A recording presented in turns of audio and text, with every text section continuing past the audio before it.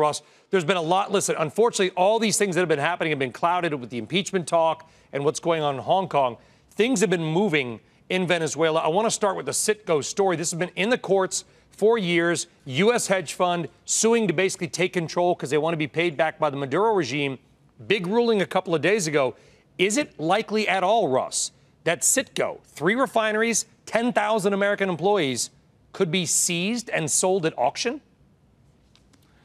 Very much so. As a matter of fact, the attachment order has already been served on the parent of Citgo, which is PDV Holdings.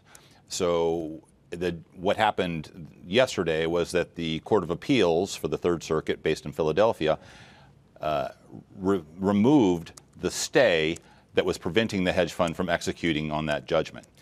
They are now free to do so, which means that they will start a process of preparing to auction off the PDV Holdings, the Citgo parent, to raise the $1 billion that they need to be paid. Yeah, I mean, you think about the fact that they've got 3 big refineries, they've got thousands of employees, gas stations all over the place, and this relatively small anonymous hedge fund in New York City, which basically bought the claim of a Canadian hedge fund called Crystalex over a gold mine, could end up taking control of an asset potentially worth $8 to $12 billion.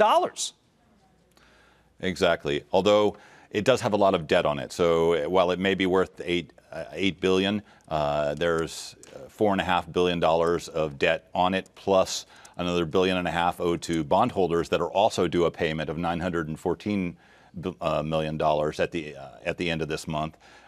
In addition to Russia, Rosneft has a lien on it for a $1.5 billion loan that they gave to Venezuela for the other 49.9% of Citgo Holdings. So it's layer caked with debt. It's essentially mortgage. So there's not a lot of room, although it is worth money, as you say, as a going concern. Yeah, very quickly, how do you think Maduro paid the Russians back? Where do you get the money?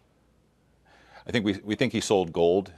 He sold gold in April that we tracked to make the same payment on the Russian. They owe the Russians on this sovereign debt $3.15 billion. They defaulted on it to the Russians twice, but now they're dependent on the Russians to help save their bacon.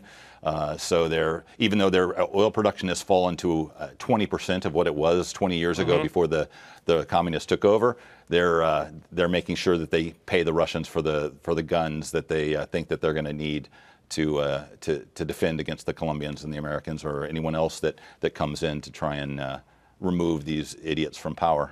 Yeah, I'm still holding on, and I think that's the appropriate term. Citgo, though, a lot of Americans watching that story closely. Russ, you're really the one following it. We appreciate your time. Thank you very much for joining us.